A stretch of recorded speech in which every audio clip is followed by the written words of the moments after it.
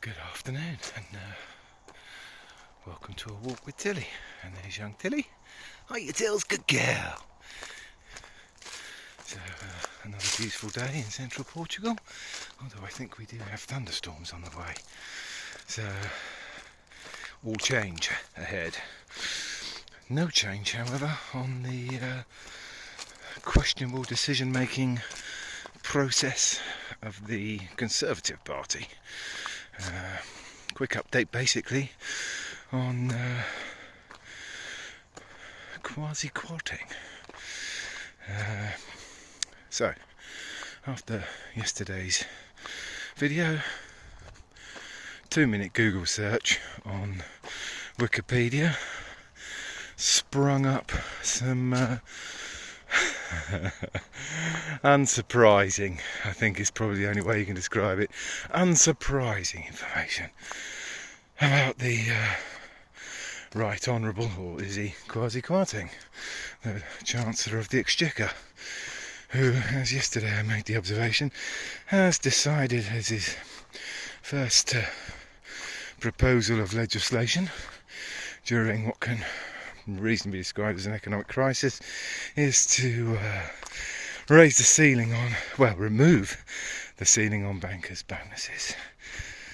And so I kind of inferred that there was the possibility, although at that point I hadn't actually looked, that he may have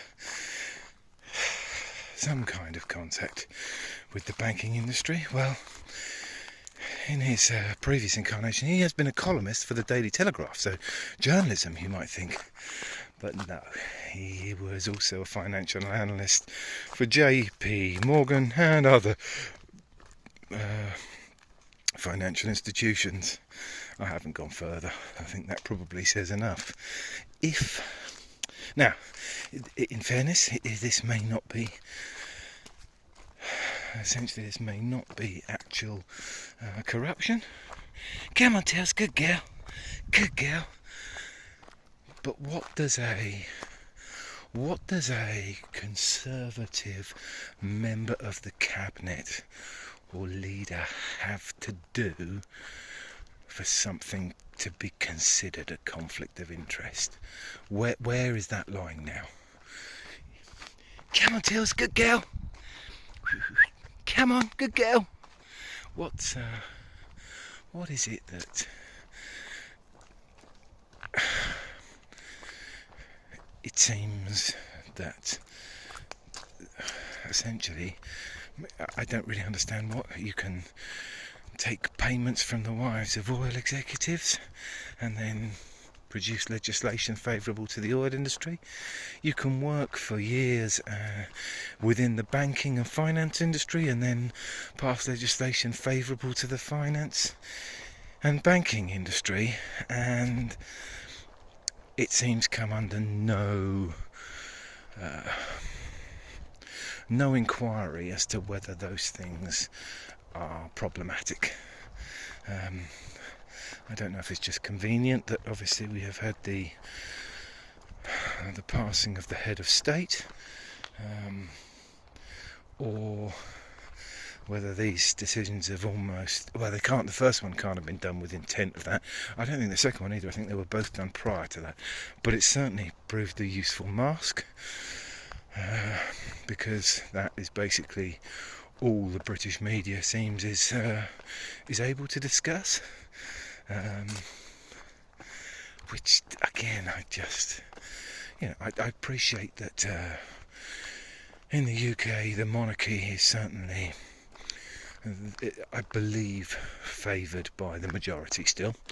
So that would suggest that it isn't problematic to have one essentially.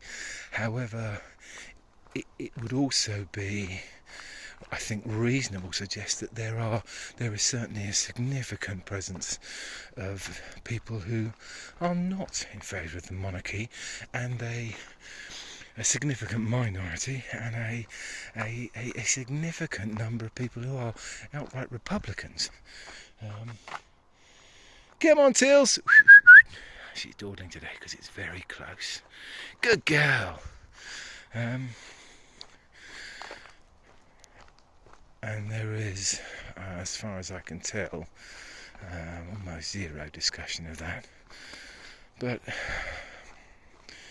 an accession has taken place, and we have for good, bad or otherwise, the UK has a new head of state. As an atheist, I probably feel comfortable in saying God save the King.